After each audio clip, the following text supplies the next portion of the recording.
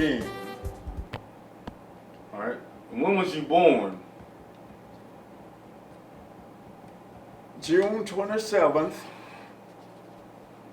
1926. 1926. On a Sunday afternoon at 3 o'clock, Mama said that was a good day. What was your parents' names? Frank and Mattie King. And where did you come from? Jonesboro, Georgia. And when did you move to Newport, Kentucky? We moved to Newport, Kentucky in 1937. I don't know what month it was, but it was in 1937. Do you remember how old you was when you moved here? 11 years old. Okay, and why did you move here? Well, things was tough down there in Jonesboro, Georgia. My dad worked at a company called the Bagging Company, and he made $11 a week, and it was a hard job. So I had an aunt that lived here in Newport, up at 408 Saratoga Street, so that's where we stayed for a week or so until we got a house up there at 625 Saratoga Street. Anything else you want to add about your experience coming here from Georgia? Yes, it was a pretty good experience. I was a young fella and I seen a lot of racial stuff down there when I was down there. Like what? My mother taught me. She taught me when I was coming up, said, boy, don't you never say nothing to a white woman. Don't you even look at a white woman. Boy, they will kill you about a white woman. And that kind of got to me. You know, I wonder what's the problem with a white woman, you know, that they'll kill you so. But at that time, I was about 9 years old. I was around 8 or 9 years old. And they were doing blacks all for bad there. If a white woman come down the sidewalk, you on the street, you have to get off the sidewalk. And if she got a man with her, you don't have to get off the sidewalk. Step over to the side and wait till they get by. But what I couldn't understand was how come they were so hard on black men about white women. I couldn't understand that. I was a little bit of fella. The railroad was right up in front of our house. I would go up there, there was a chain link fence up there. I was about 9 years old at that time. I'd put my fingers across my eyes, you know, and look through the fence and look at them women. And I don't know what was on my mind, and everything was on my mind running.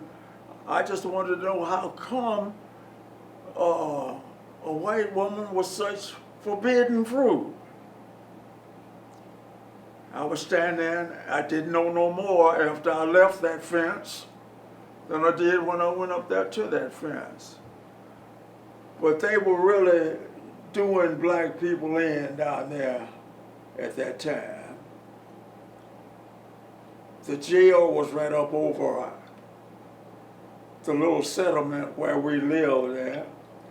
And the little settlement where we lived, it was a low spot, and it was called Buzzard Roost. Now, wasn't that some kind of a name? Buzzard Roost.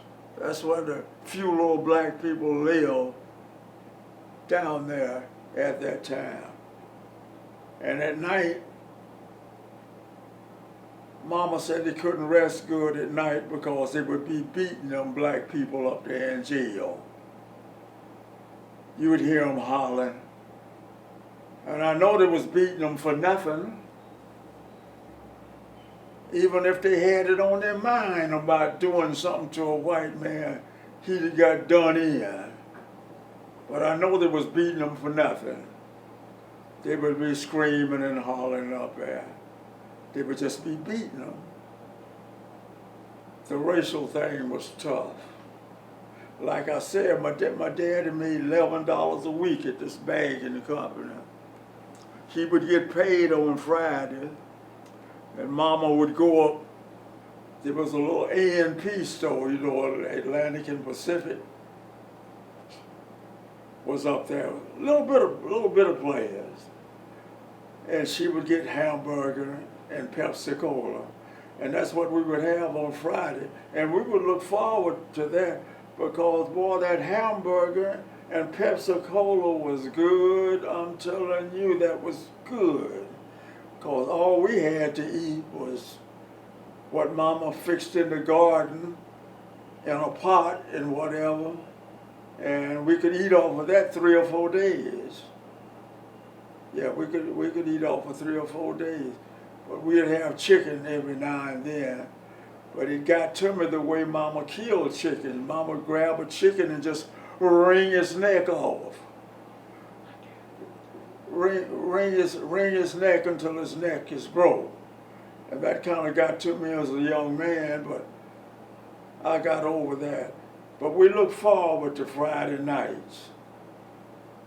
As I said, my dad made $11 a week.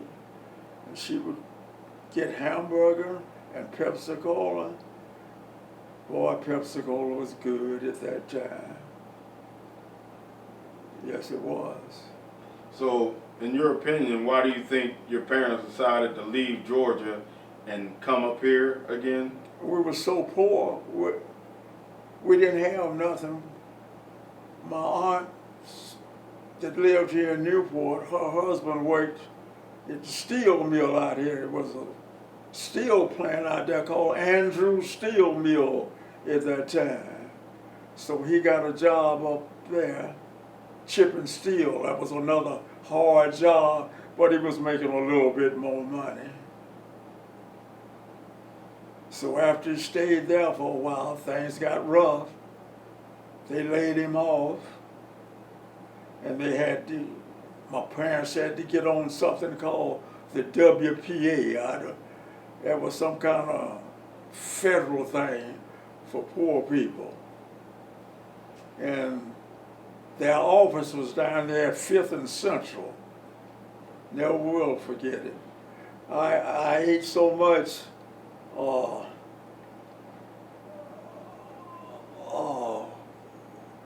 oatmeal. So I was a kid. I said I would never eat no more oatmeal when I got to be a grown man, and I haven't. Can't give me no oatmeal. Boy, they load us up on oatmeal. Mama would fix us oatmeal and different things that they would give us at this place down there where they give away things to poor people that didn't have anything. And you can't give me no oatmeal today. I don't want no oatmeal. So as a kid, when you moved to Newport, what kind of things did you experience as a kid? Well, the first thing I experienced was that train coming down Saratoga Street. That really excited me. That was an exciting thing, that train coming down the middle of the street. I got a bang out of that. And the train had to stop, a lot of times. It would stand still there for a while, and naturally couldn't nobody get across but the people that climbed across the train. Or they would finally start to moving on. Did nothing come up through there but coal trains. It wasn't no freight train, it was coal. It was a coal route. And boy, that train, it would stop when it would get started there. You know how them old smoking jobs did, them big wheels turning on. And boy, it would say, chew, chew, chew. Oh, chew, chew, chew, chew, chew, chew, chew, chew. And boy, the smoke and dust would be flying out of that thing. And I would be standing up on the sidewalk getting my kicks, because I really got a kick out of that freight train. Oh boy, oh boy. So who were some of the friends that you met when you first moved here? Did you have any friends? Yeah, well, my best friend was Thomas Lee Crawford. he he was my best friend, and we come up together and got to be old men together. And he's still living, but he's a year older than I am. And the reason he's a year older than I, when I started the school down there in Jonesboro, the first year Mama kept me out. She thought they was gonna do me in at school, you know. So when I got up here, I was a year behind everybody. All of my friends was a year older than me. So that was the reason my mama kept me out of school that first year down there, because she scared the other kids was gonna whoop up on me and everything. She didn't want nobody doing her baby like that. And that was the reason. At the time down there in Georgia when you was in school, was the school segregated then? Oh yeah, yeah, everything segregated, brother, everything. White folks and blacks didn't do nothing together. So the only time they got together is when they want to whoop up on a black or do him in. So was it the same experience in Georgia coming here when you first went to school here? Well, it was pretty bad. It was pretty bad here. I had the experience of Burt Miller telling me about him. The city of Newport wanted a black police at that time. I was still in my teens. But Burt Miller was a big man. Oh, he was about 6'2", big, strong man. And he played ball. There was a park down here called Rough Riders. Well, the flood wall done all that in when they put a flood wall in. He could put a ball across that river over on the Covington side. When he got up to bat, he had to get another ball because the ball went. But anyway, the police department here in Newport wanted to get a black person on the police department. So Burt Miller's a big man. He was an ideal person, you know. So he said that a couple of the police come and interviewed him about him being on the police. And everything was good about what they said. But when they got down to the last part, they said, you know, you can't arrest no white woman. He said, can't arrest no white woman. He said, he told him, said, what should I do if a white woman get a stick or something and start to beating on me? He said, he kind of smiled and said, well, take the beating or run. Take the beating or run. Now that was telling somebody to be a police. He could do everything but arrest a white woman. That was out of his category. That was off limits. So he said he forgot about that right then, you know. So that was a heck of an experience for him and everybody that he told that to. Now, what about let's go into your school. What school did you attend when you first got here? Southgate. Southgate School. Yeah. It wasn't too bad. How old was you? Huh? How old was you? I was 11 years old then. When you first attended? Yeah, I was 11 years old. Yes. Down there where the school was at, all white people lived around the school and whatever. And there was a big Ford dealer there in that building that said, I don't know, that's a printing company now, I believe it is. It was called Walker Ford at the time. And I never will forget, there was a big fine looking brick house on the corner of 4th and Saratoga Street next to that Ford dealer. And it had a big fine porch on the first floor. And on the second floor, of course, those was kind of wealthy people. They had money to have a house like that. So I got kind of acquainted with some of the kids, but I had problems with some. I'd have to run home every now and then, you know, after school. I'd have to go up there and go up Robert Street, go up Washington Avenue to Robert Street and jump over the fence to home, you know. And clowns running me home. But I got out of that after I'd done 2 or 3 of them in. Yeah. It was an experience for me to be. Why do you think they treated you like that? Because you were the new kid? Yeah, new kid. Yeah, that was the reason. That was the reason, but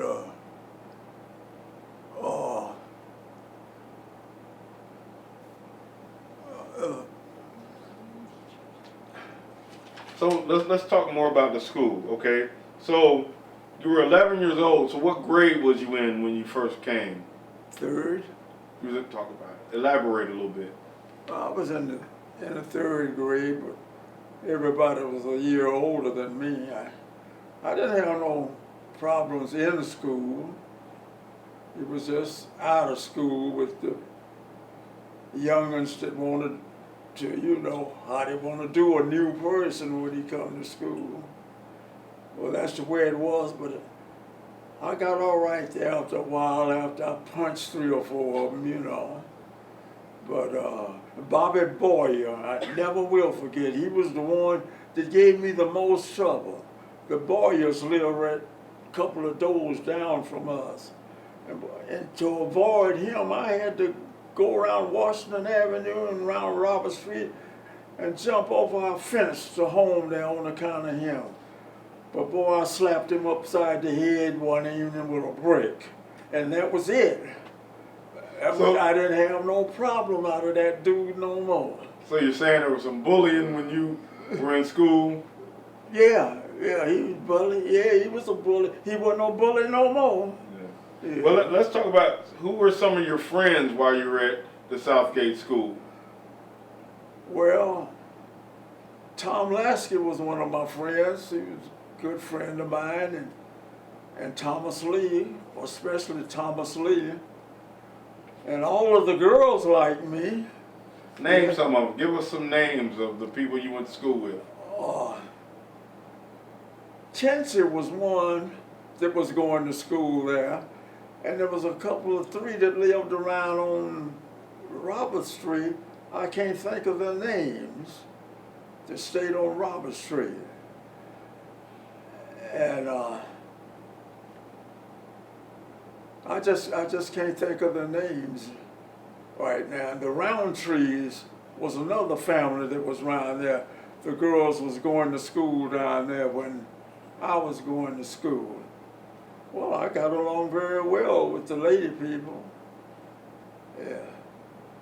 So, name some of the teachers that you had there. Oh, well, I don't remember but 3. Miss Ward was the principal when I got there. Miss Bond was a teacher there, and Miss Bruce was a teacher there. Miss Bruce had a kind of a drinking problem. She had a kind of, she would come in there, she would be a little tipsy when she come in there every day. But she was there. She was there until I left. Of course, I graduated from the 8th grade. And when I graduated from the 8th grade, I had to go to Covington over at Lincoln Grand. But the blacks had a lot of problems with the whites there at the 4th Street School. Boy, they would come out and say, "Hey, teacher, how they have it? Teacher, let the niggers out." I can't think of how they go. School's out, teacher let the niggers out. And then there would be a whole lot of rock throwing there, you know. There'd be rock throwing there, but naturally they would win out because all the elderly people was on the white side. You know, blacks had to go. Yeah. So that's the way it was. But we had to go past 8th Street School up there, high school, and went to school in Covington, Lincoln Grant. But you know, all the friends that I came up with, everyone that I ran around with and had good times with when I was growing up to be a man and after I was married, they're all gone. All but gone but one. And that's Thomas Lee Crawford. And let me ask you this. What were some of the activities you remember at the school? Well, like, what were some of the things that you learned, some of the things that you played at the school? I don't remember what we learned in school. One of those reading and writing things, but we played quite a bit. I was the biggest one in the 3rd grade when we got started. We would get out there on the sidewalk and we had a little game we would play. The guys, I'd lay on my back and put my knees up. They would run and hit my knees and I would do this and they would flip over my head. I was the biggest one, you know. So we done that just about every day. They kind of wore me out on that because I was the biggest one. Yeah, but and that was just about it. I mean, I went there until I graduated. How do you think the teachers treated the students? Good. Can you elaborate? They treated them good, and I was a new somebody there that treated me very well. Who treated you well? Especially Miss Bond, and there was another black school teacher there. I can't think of her name. She was a real dark-skinned lady. The only names that I can think of are Miss Bruce, Miss Bond, and Miss Ward. Them was the only names of the teachers. And Mr. Harris came there, a little lady. He was the principal. He was the principal. But what I couldn't understand about Mr. Harris, he would walk across that bridge from on the other side. It was the L&N bridge, because that was the L&N train that went across it. And you had to pay 2 cents to walk across it. You had to pay 2 cents to walk. He would park his car on the other side of the bridge, because it cost a car more to come across. I guess that was the reason. And he would walk across the bridge. But there was nothing on that side of the river but junkyards. On the Ohio side of the river, nothing but junkyards. All the way down the river, junkyards. And look at it now. Around what year was that? Around what year are you talking about? 1937, that's when we came, 37, 38, 39, 40, 41. That was when the war started. Japan bombed Pearl Harbor at that time. All of that was junkyard over there till pretty well way up in the 50s. Yeah. It was terrible looking over there.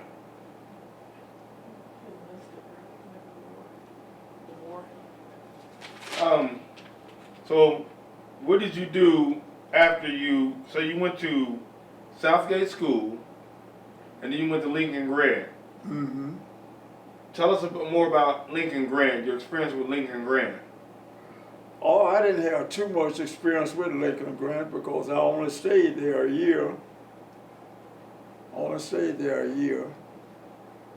I wasn't learning anything hardly, and there wasn't no, there wasn't nothing that, no opportunity for blacks at that time. There was no opportunity for blacks, so I graduated from the 9th grade, and the only reason that I stayed in there that 9th grade, I had a young schoolgirl, what you call them, your first love that you have. Well, she was still going there at that time. So I finished the year out and I left there. My mother used to come to church. My mother was a real religious lady. She come to some elderly people's church there on 10th Street. Their name was Youngbloods. The preacher was named Youngblood. I never will forget it. Well, Mama didn't have no trouble with me because she brought me up. All she had to do was look at me, and I would know to straighten things up, you know. And if I got hard-headed, I would wind up with a backhand, and she had a backhand that was out of sight. I see stars for 5 or 10 seconds, but that's where I met my first wife. She was 10 years old at the time. We come up there, and their little house was there on 10th Street. She'd be standing out there at the gate with big, long pigtails hanging down there. And you're talking about love at first sight, that was it. I hear Jimmy Swagger talking about love at first sight when he met his wife. You know, the minister that's on television. And that's the way it was with me.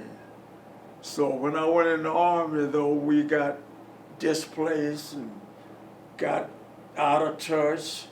When I got back out of the Army, she was a different person. But we still kind of got together. Tell us a little bit more about your Army experience. You kind of just breezed by that. Talk more about you being in the service. What went on? What happened? What year was it? Oh, yeah, I got drafted. I got drafted in the Army in 1945. I turned 18 in 1945 and they drafted me. I didn't want to go. I had never been away from home before. I took training at Camp Lee, Virginia. It's a fort now, it's a much bigger place. I took my training there and they shipped us on up to Fort Dix, New Jersey. And they shipped us out of Fort Dix, New Jersey to Lehigh, France. I was scared to death, and I don't know why that I was so scared, because the war was over and blacks didn't do too much fighting in the first place. They put a title to you. I was a truck driver, so they said. All the blacks was truck drivers, working positions. It took that boat 9 days to get from Fort Dix, New Jersey to Lehigh, France. Every day when we get up, the boat looked like it was in the same place. In the same place. Sometimes it was up on a mountain, like down in a valley, but it seemed like we was in the same place because wasn't nothing out there but water, and I was scared to death. 18 years old and had never been away from home. So that one evening we finally, the captain came over the intercom and said, well, we arrived at Lehigh, but we can't get off the boat until tomorrow, till the tide rise. I said, the tide? So we all got and looked up there, and where we had to get off at was way up there. The next morning, when we got up, the boat was up there. I didn't know nothing about that. That was amazing to me.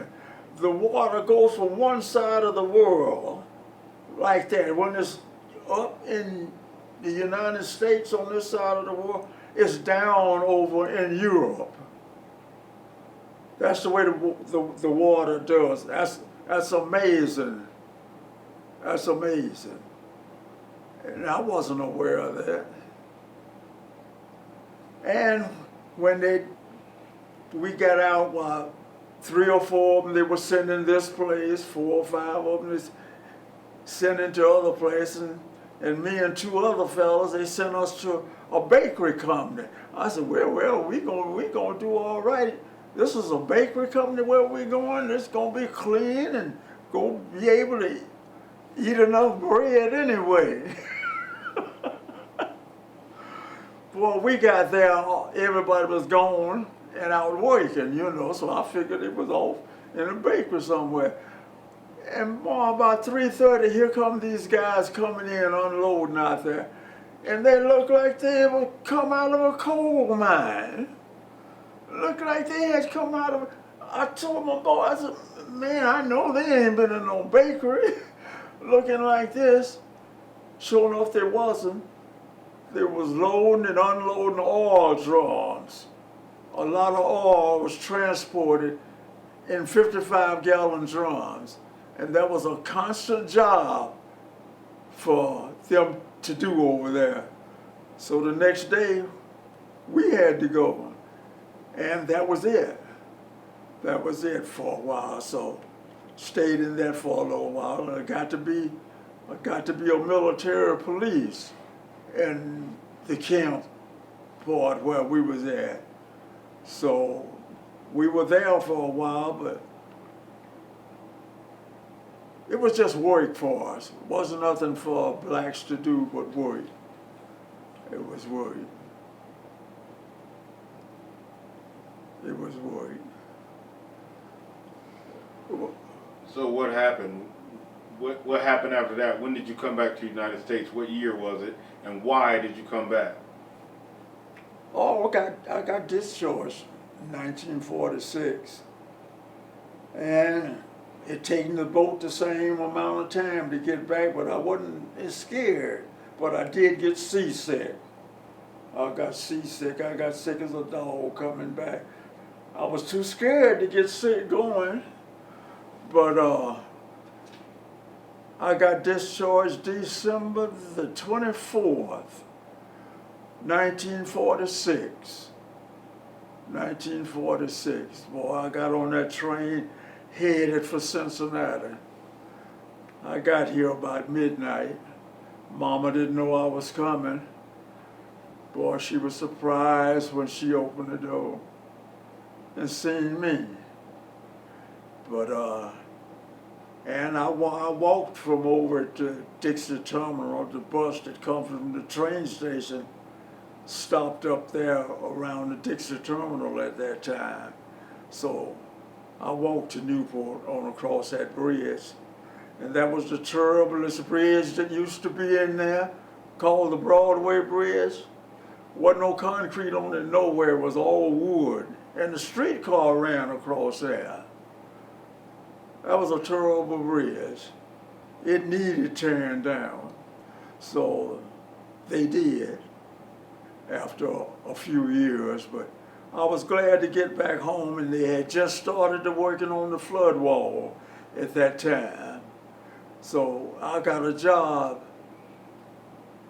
down on the flood wall, a job laboring, because blacks wasn't in nothing but the labor union. But they don't, labor union don't exist no more now. I would be standing there. I did have a little bit of training on my own around equipment when I was overseas there. I could operate a crane, And when I got there, they needed operators and whatever, but by me being a black person, I couldn't get a job doing that. They would have people up there that didn't know what they was doing. I'd be standing up there on my shovel trying to help him, you know. He'd be operating the crane, and I'd be standing up there doing this, you know, in my mind, you know, helping him to operate this thing. But that's the way it was. And I worked on the flood wall until it was complete. And I got to be a foreman on the labor job when they started to going up the Licking River. And every evening, the operator would leave, and he knew I liked to mess around with this bulldozer, and I would do the backfilling. He had about 2 hours to do after the job was over to backfill, and I did it for him, and I enjoyed it. I enjoyed it, but somebody told him, or the boss or something, so don't you let King on that bulldozer no more, if you don't, we're gonna fire you. So he told me, he said, man, I can't let you do it no more. Says, they said they'll fire me if they see you on that bulldozer backfield in the evening after everybody's gone. I said, Lord have mercy. And I love that, you know. But that was just my life. I got married when I was 22.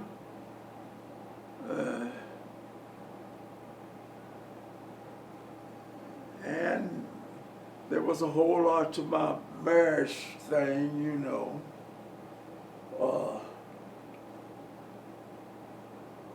Would it be, would you want to cut that off for a second? Oh, after the flood wall, I worked until they first started. I worked, I don't remember how many years I worked on that flood wall, but it took quite a few years. And all of that dirt that's on the flood wall came from out on Licking Pipe, out in Wilder. That's where that dirt came from. So there was a lot of truck driving going on at that time.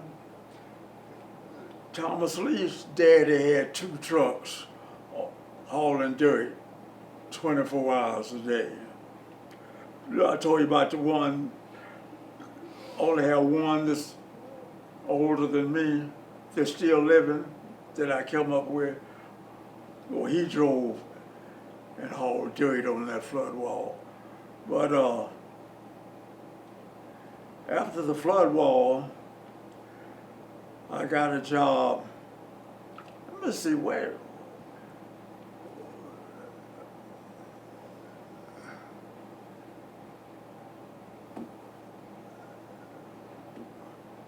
Let me. I wanna cut that again, man.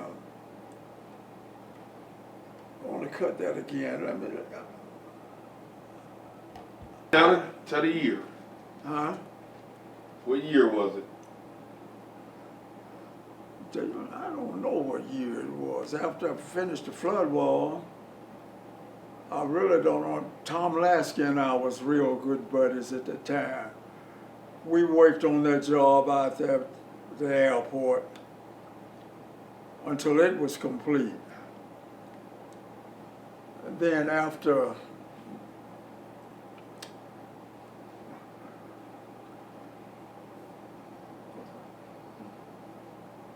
What is it you want to Stop it real quick. I'm sorry. yeah, that was around 1950. Started to work out at this new disposal plant that they put out at Lunken Airport. So I forget now how many years I worked there. I worked there until it was completed. Me and Tom Lasky worked there because Tom Lasky was my ace buddy at that time. So we kind of headed the concrete because most of the job was concrete work out there. So Tom and I worked with that concrete thing until it was finished out there. So when I left there, I got a job at Cincinnati Job Corps. I got a job at Cincinnati Job Corps working in security.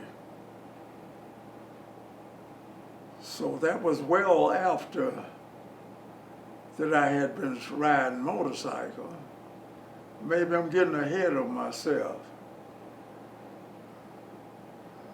Tell us about the motorcycles. Yeah, so right after you worked at the disposal plant at Lumpkin Airport, what did you do right after that?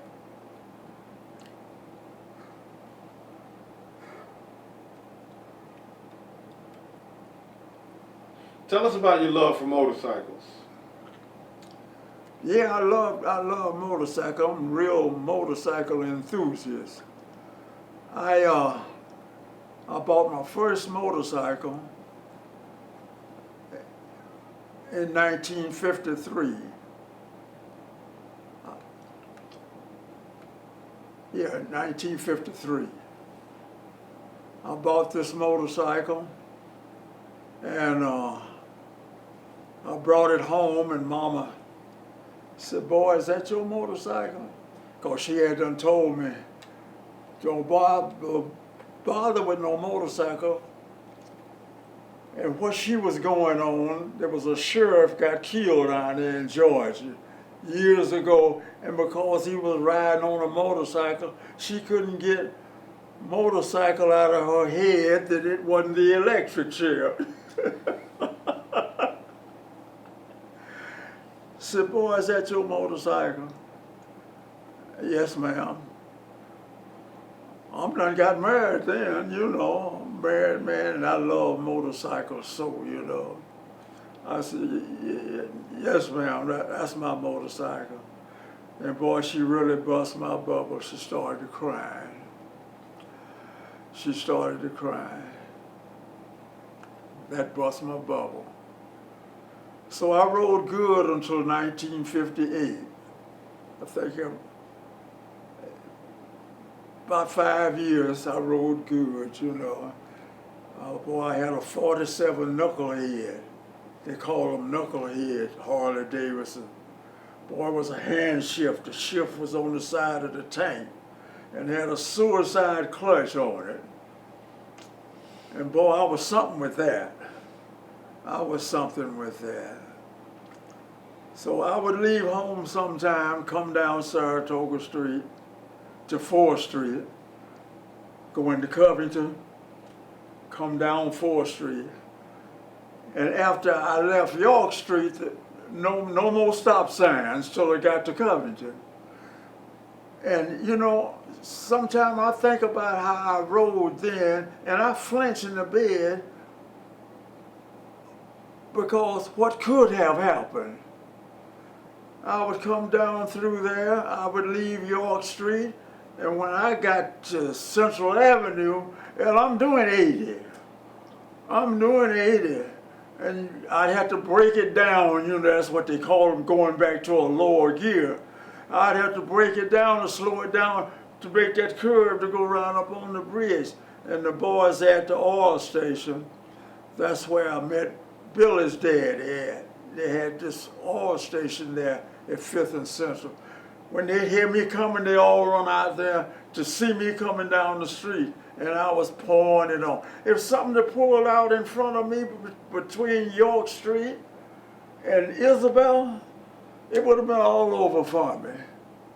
I lay up in bed sometimes since I've been, you know, like I am now, and I flinch. I flinch about it. But I went on, and I got hurt in 1958. I was laid up 9 months. I was in the hospital 9 months.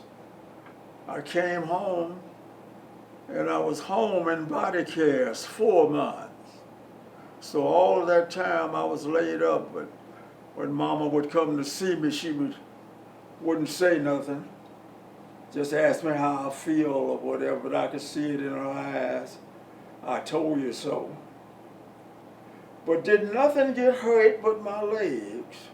And see, I was riding double. My wife was on there with me. That was the day that it happened, that big picture up there was taken.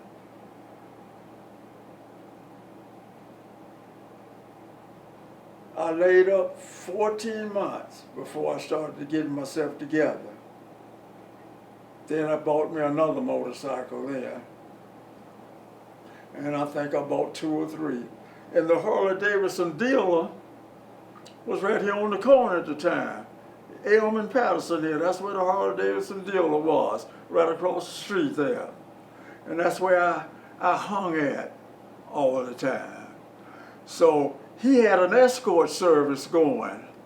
He had just started it, and he couldn't get nobody to ride for him or whatever.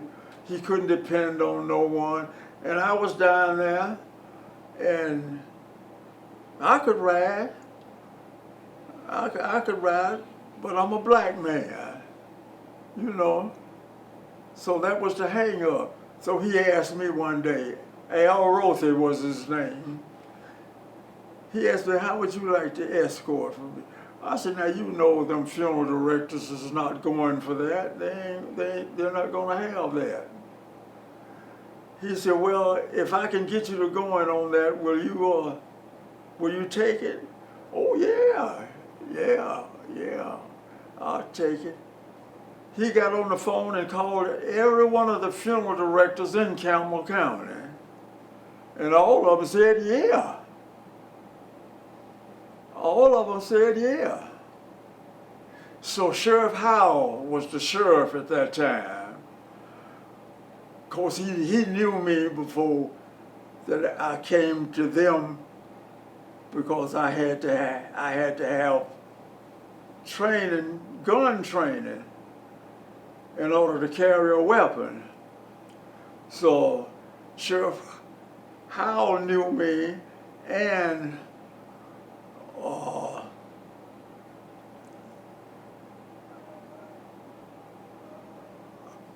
what's this record company out here's name? Out here, you see the record all the time. It's out on 10th Street is where the big garage is. It's the only one in Newport, bruh.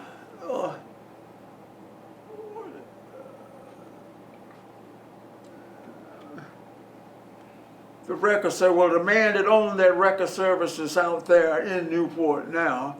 He was a good friend of Sheriff Howell, and I was a good friend of his. So him and the sheriff got me together, and I got into the sheriff's department on account of that. And boy, I remember the first day, the first ride that I had was with Mullencamp. And by the way, when I retired from escorting service, it was for Mullencamp. So I started with Mullencamp in Herschel, and I wound up leaving the escort service with them, which was 23 years later. So anyway, my first ride was with them. Boy, I had done got my uniform and everything together, and my wife done my shirts. I wore white shirts with uniform, the yellow stripe down the side, and Campbell County Sheriff all over everything, you know. I was professional looking. I was carrying a .357 Magnum. Oh yeah, I was dressed well. I looked the part. And they was real surprised to see me out there when they come out there, and I was in there. So I talked to the funeral director, and he told me where they was going, so I knew what to do. And after that, my fame just started to getting bigger. There was another sheriff, I didn't know him. He came there after Sheriff Howell left. I can't think of his name, but he wasn't the sheriff long. I didn't get to even know him. So he had a big funeral down here at 9th and Isabel. What's the name of that church at 9th and Isabel used to be? Corpus Christi. Corpus Christi. Yeah. He had a big funeral. And they had a lot of Campbell County automobiles in that, you know, sheriff's department cars. But I was the only escort. I was the only escort. And there was a big funeral that went out to Evergreen. I looked professional. I done a professional job. I done it right. And like I said, my professionalism just kept getting bigger. I started to get letters from people that I escorted their people, feeling about how well I was dressed, how professional I looked, and how professional I did the job. So I got 3 or 4 letters still here, you know, that I keep when I was escorting funerals. And one of my really big ones was when one of the sisters died out here at St. Anne's in Melbourne, St. Anne's in Melbourne. That was a huge funeral. And I got an awful good letter from the sister that was in charge, was there, about how professional I was. You know what? I didn't do it to try and show off or whatever, but it kind of swelled my head. All of them good things were said to me about the way I looked and how I handled a funeral. I escorted a funeral. I didn't get out there and lead a funeral, but the only time I had to lead a funeral was in the wintertime, because you can't ride on snow and ice with 2 wheels, so we had to put sidecars on them. You had to have that 3rd wheel, so that would be the only time that I led a funeral, as to speak, you know. I didn't escort it, I just got out there and made proper work for it, the funeral to get through. So I did that for 23 years, every day. But Sunday they had funerals 6 days a week. And I just about had a funeral. Sometime I had 3, it's according to where they were going, you know. You know, and didn't have to go to church, or if they was just going from funeral home to the cemetery. I have got in as many as 3 funerals in one day. And like I say, I did it for 23 years. And in 1993, I made my last ride. I got a picture on one of my pictures in there. It was called My Last Ride, and it was for Mullen Camp and Ursula. They had a place out in Dayton. They don't have it there no more.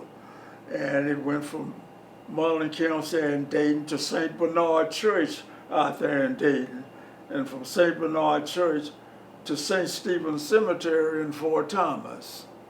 And that was my last ride. You know, I had a few tears after that ride. I got a picture showing that picture of my last ride.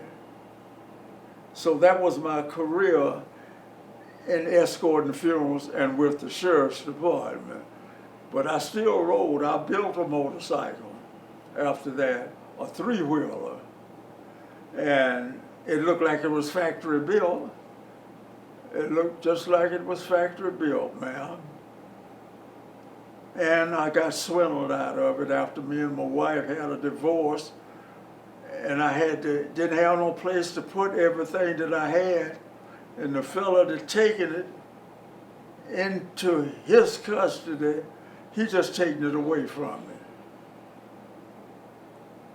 And the other one that took my 2 houses, the fella that take my 2 houses, he told me, he said, the motorcycle ain't worth but $1,200. The wheels and the tires on that thing was worth more than $1,200, man, because I spent the money for it. So what he did, he owned this place up here at 11th and Patterson. You know, there used to be a barber shop there on the corner of 11th and Patterson.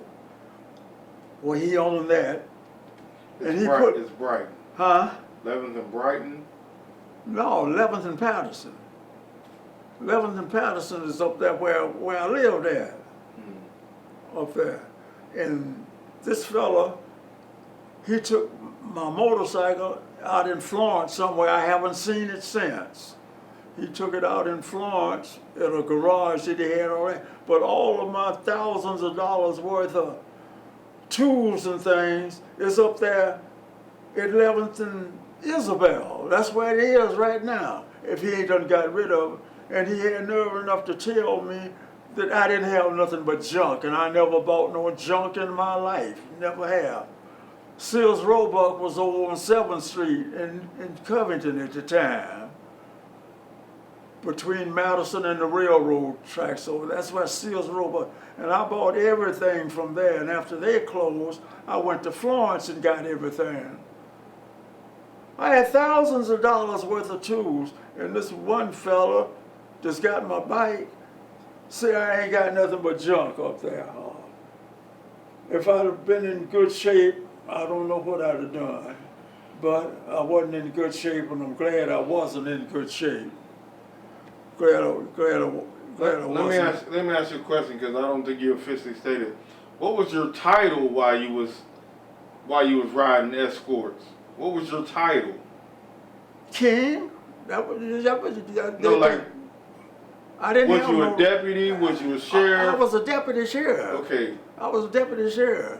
Okay. Because I don't think you specified that while you were telling the story. No, I didn't. Yeah, I was a deputy sheriff here in Campbell County for 23 years. 23 years. The first one, right? The first one? Yeah. You was the first. Yes, I was the first black, and I don't think they got no black ones on there now. I haven't seen a Campbell County black sheriff. I haven't seen that. But you know, when I retired from the sheriff's department, I got a write-up is up there on the wall. And the dude that wrote the write-up in the paper for me, he told me that I had to ride around a lot of racism. Well, he shouldn't have put that in there because it was never true. I never had no racial problems out of those 23 years that I rode. I didn't have no racial problem. And why he put that on, I got it framed up there. That's what he says in there, in the paper. The Reporter? what you call the man that writes the paper? Reporter. Journalist. Journalist, yeah. Yeah. Why he put that in there, I don't know. So, yeah, why do you think there was no racism when you rode for 23 years? Because it wasn't. I never had that problem. Yeah, I never had that problem. Do you think it was because of who you knew or who you was? Well, it was one thing, it was my professional look. It was my professional look. Man, I look better than 3 or 4 of them put together. Yeah. All right. Let me ask you a quick, because there was an interesting story you always told me about, and a lot of times you tell it, it brings you to tears. About, I think it was a friend of yours, something happened on the flood wall, or the flood wall wasn't there yet. There was I think it was a friend of yours, and there was a case where he got the electric chair. Oh, yeah. Yeah. Yeah, well, I wasn't riding at the time then. I just, Yeah. it's a story. Yeah, I wasn't riding at that time, but there used to be a nice park down there at the mouth of the Licking and the Ohio. Good looking park. Went all the way around, and Rough Riders was around a little further, the ballpark. All of that was down there before the flood wall came through. Anyway, I had a friend. Well, both of them was friend people. One was named Hambrick and another was named Fox. And Carl Fox worked up at Pompilio's. He worked up there at Pompilio's, washing pots and pans. And there was a waitress in there. She was a white gal, and she was a waitress there. And her and Carl Fox, they just set it off, you know.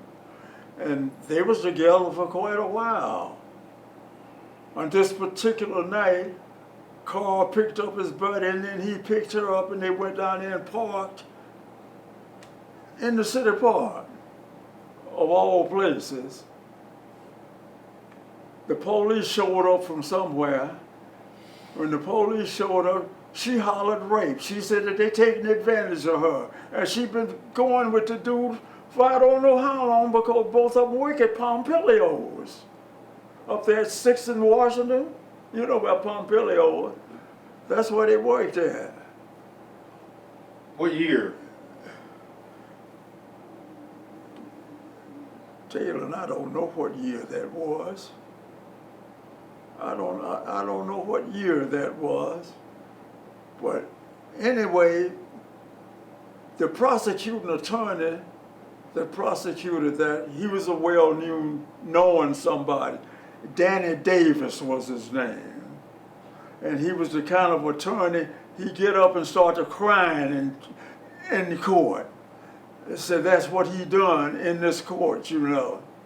And there was another fella down there in the park with them. Well, he wasn't with them, he was in the park. He wasn't with them whatsoever. June McCall was his name, Pontiel's brother. They locked him up. And he done 20 years. He done every day of them 20 years. And when he come out, he was sick. He didn't live long. He died right after that. That's how Newport used to be. So what happened to the other ones? They got the electric chair. They got their electric chair down in Eddyville. Who got the electric? Carl Fox and Booger Hambrick. Tell it, because you're not giving names when you're giving a story, so give the names while you're giving the story so we know who's who. It's not connecting because you're not giving names as you're telling the story. Carl Fox and Booger Hambrick got the electric chair. Right. But the other fella, he went to the penitentiary. His name was June McCoy. He got 20 years for just being down there. And exactly where was this? Like streets? Can you? There wasn't no streets in the park down there. But what would they be now? Like well, 2nd Street used to come on around in the park and go out Isabel. They connected. 2nd Street connected out of the park. And that's where it all happened. And she had been going with Fox a long time because they worked together. I wonder how long did she live with that lie? I wonder how long did she live with that lie? Take a break. So, what do you want people to remember about the Southgate School? Or you? Well, looking back at it today,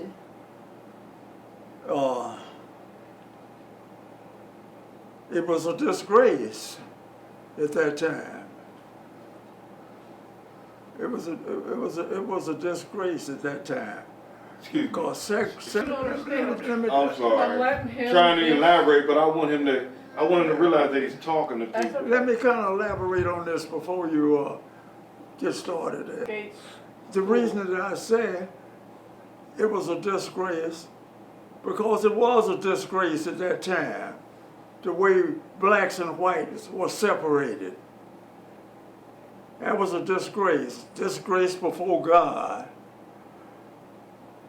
that things were like they were. And I just, that's all I can say about it at that time. But I'm glad that things is coming out like it's coming out today, showing how things were back at that time, because it was terrible back in there at that time. Terrible.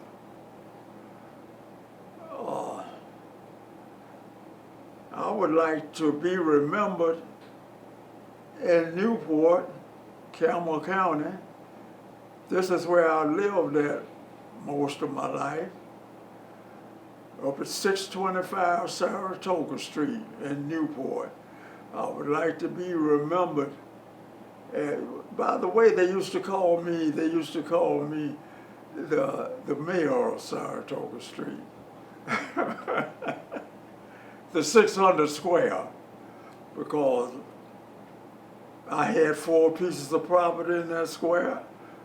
My mother had a church in that square. And I lived very well. And I would like for people to remember me like that. I would like for people to remember me the way I am today. Of course, I just turned 93 here a couple of days ago. Well, 27th of June, I turned 93, and I'm doing very well. But all of my sickness and everything, my physical condition, is not from my age. It didn't come from my age. I'm suffering consequences for the sins I done when I was a young, strong man. I used to weigh 265 all the time. And they called me Big Heavy. All the work that I did on my 2 houses up there, I did it by myself. I would like for people to remember that I done them 2 houses up there by myself. Did nobody help me. The only time I had some help was when I would have something real heavy, like the deck that I put on 623 up there. I had a friend at the time called Fred Jackson. He's dead and going on. He's going on over into eternity now. But he would come and help me. But everything, the way you see them houses look today, because they don't look as good, they're gray now. But when I had them, they was red. That's the way I would like people, when they come by them 2 houses up there, and say that's where King lived at. The window on 625 was a floor window. It went all the way down to the floor. The front door had a transom over it. I took all of that out. The door that's up there now, the man that owned it, is still there, so you know it's got to look good. It's got to look good. So whenever you go down Saratoga Street and you look at them 2 old houses, of course they don't look that good now because they're gray. If they was red, they would look just like they looked when I lived there. But when you go down Saratoga Street and look at them 2 old houses standing up there between them new houses, think that that was Roosevelt's King's place at one time. I would like to be remembered like that. And I still got the same door up there on the front of that house, because I put it up there. There used to be a home improvement place out at the end on 10th Street. If it was there now, 471 would be running straight through it. I bought a door. That door that's still there. The door was too narrow. I added on to that door. And where I added on to that door, I cut the grooves around the top and the bottom the same way. So the door looked like it was made like that. And the door is still standing up there. So it has to be all right for the people to leave it up there. It looks good. I hope the people will remember Roosevelt King.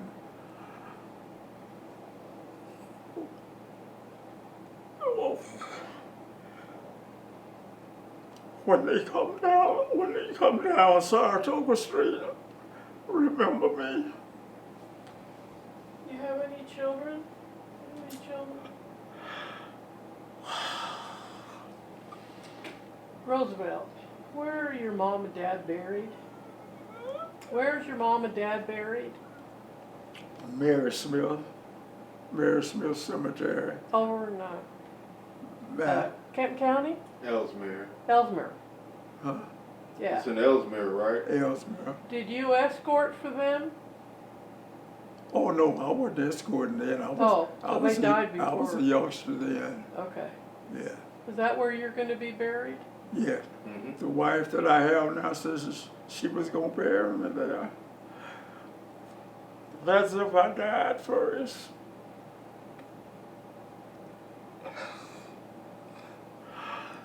You did a lot of great things. I in your had all life. of that property taken away from me, ma'am. Don't worry about the property. It was taken away from me. You were an honest man. You treated people right. That's what God's going to look at. Not going to look at your house. Not going to look at your titles. You're an honest man.